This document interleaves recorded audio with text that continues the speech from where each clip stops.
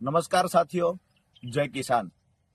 Botad marketing યાર્ડની અંદર વર્ષોથી કડદા પ્રથા સિસ્ટમ ચાલે છે, જેના કારણે ખેડૂતોના ખિસ્સા કપાઈ રહ્યા હતા।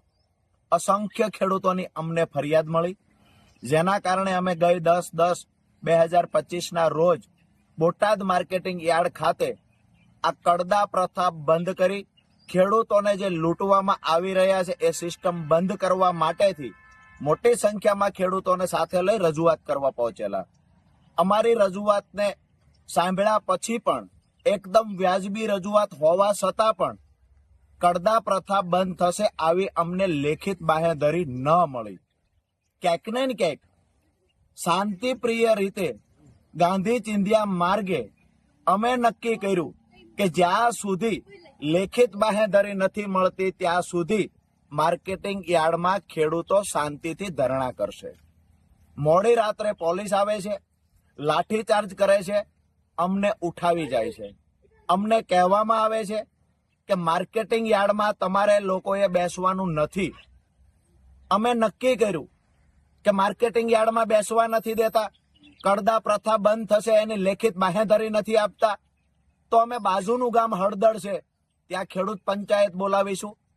તો 12/10/2025 સાંજે 4 વાગે હળદળ ગામમાં ખેડૂત પંચાયતનું અમે આયોજન કર્યું। એમાં પણ પંચાયતમાં ખેડૂતોને ન પહોંચવા દેવા માટે થઈ અસંખ્ય ખેડૂતોની અટકાયત થઈ, આગેવાનોની અટકાયત થઈ। તેમ છતાં ખેડૂતો પંચાયતમાં આવ્યા। હું અને મારા સાથી મિત્ર પ્રવીણભાઈ પણ પંચાયતમાં પહોંચ્યા। ક્યાંક ને ક્યાંક થોડી જ વારની અંદર પોલીસ આવે છે, ત્યાં આવીને લાઠીચાર્જ કરે છે, ત્યાં આવીને ટીયર ગેસ છોડે છે અને ત્યાં આવી આ ટોળાને હેરાન કરવાનું કામ પોલીસે કર્યું, ટોળાને ઉશ્કેરવાનું કામ પોલીસે કર્યું છે। જેના કારણે ક્યાંક ને ક્યાંક એવું બન્યું પોલીસ અને ખેડૂતો વચ્ચે ઘર્ષણ થયું।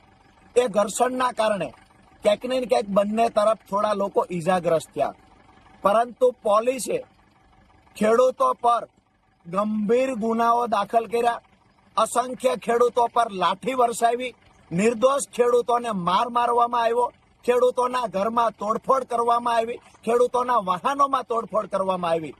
મારી પ્રશાસનને વિનંતી છે, તમને દુશ્મની છે તો રાજુ કરપડાથી છે, પ્રવીણ રામથી છે, તમને દુશ્મની ખેડૂતોથી શા માટે છે?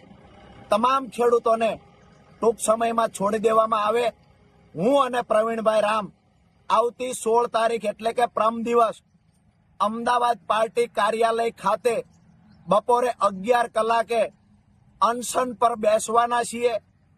પોલીસને લઈ જવા હોય અમને ત્યાંથી લઈ જાય, પણ મારા નિર્દોષ ભાઈઓ ખેડૂતોને છોડી દે આ નમ્ર વિનંતી કરું છું। તમારે લાઠીઓ મારવી હોય તો અમારે પીઠ પર મારો, જેલમાં પૂરવા હોય તો જેટલા દિવસ રાખવા હોય એટલા અમને રાખો, પણ નિર્દોષ ખેડૂતો પર અત્યાચાર ન ગુજારશો। અમે સામે ચાલીને અમદાવાદ ખાતે આવી રહ્યા છીએ। આવતી 16/10/2025 બપોરે 11 કલાકે ગાંધી ચિંધ્યા માર્ગે ફરી વખત અમે લોકો ધરણા પર બેસીશું।